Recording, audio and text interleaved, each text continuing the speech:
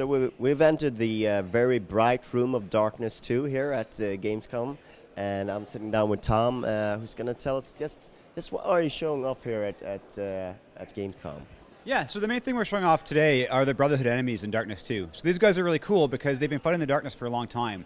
And so they know that when they're fighting Jackie, they need to use light so they can rob him of his powers. So what this does is it brings light versus dark gameplay right into the combat. So you're fighting these guys, and a Brotherhood enemy will come in with a giant light on his shoulder. And so you'll be fighting a bunch of guys, hoping to use your demon arms, but suddenly you can't because a guy is shining a light on you. So it creates a lot of strategy there in the combat where you need to sort of figure out how you're going to fight. Take out the light so you can then use your darkness powers, or focus on the guys with guns and then save the light for last. So feeding into that then is our new talent system that we're also showing. This allows you to upgrade Jackie and his powers to best suit your play style and really help you take out these guys with the lights and fight the Brotherhood. So you mentioned the skills there that you got. Can you give any examples of those?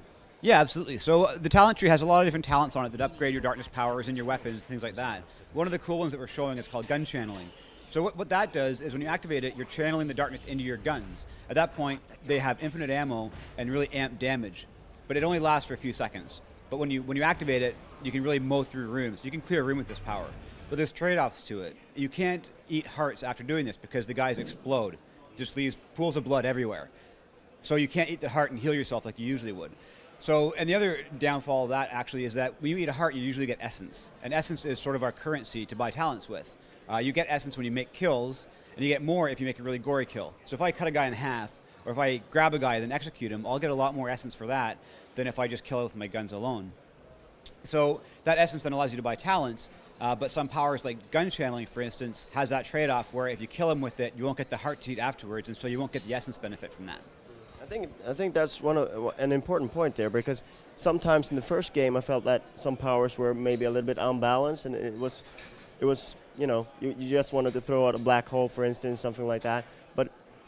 But that is basically your job to make sure that everything is balanced. So how do you try and achieve that? Absolutely, and that's what this light versus dark gameplay with the Brotherhood helps us do, is that you can't just use your powers whenever you want because the enemies will come in there and foil your plan. Some of them will throw flashbangs at you, which obviously it blinds you, but it also robs you of your powers.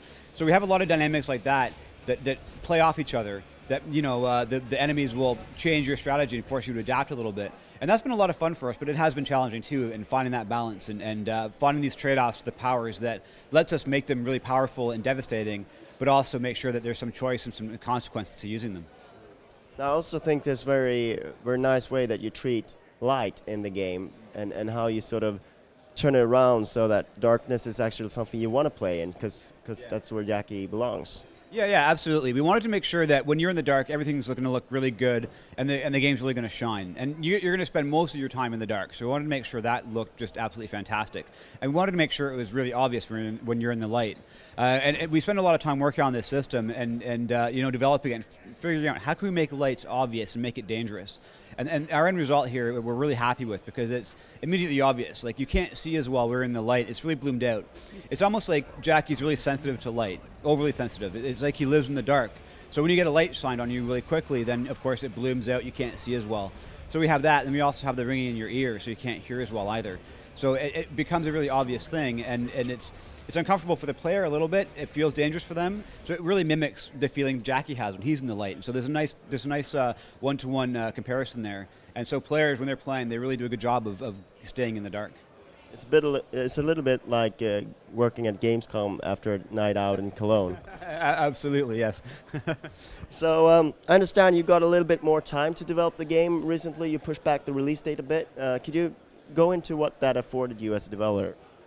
Yeah, absolutely. Yeah, the extra few months there really just bought us time to polish the game. So right now we're in that mode of balancing and polishing. So we'll play through the game, take a lot of notes, and then polish a bunch of stuff that we see that doesn't look as good as it could, or maybe if it's not balanced quite right, we'll go and do a little balancing pass, things like that. So really we're just adding that extra layer of polish on and playing through the game a lot and getting a lot of feedback from focus tests and things like that. Is there any specific that you could sort of touch on that you've changed around or that you wanted to change? Yeah, absolutely. I think the talent tree and that balancing that you spoke of earlier is something that we've been working on a lot. The talent tree that we were showing in the demo in Gamescom here is actually a little bit different than the final one we have. We've rearranged things a little bit, and I've been playing with the costs of each one, trying to get a feel for how many talents should a player get throughout the game, and how often should they get a talent, and really playing with that and how much essence am I getting for kills, and that sort of thing there. So that's been going through a lot of changes, and weekly I'm playing through it every day and making these changes on a weekly basis.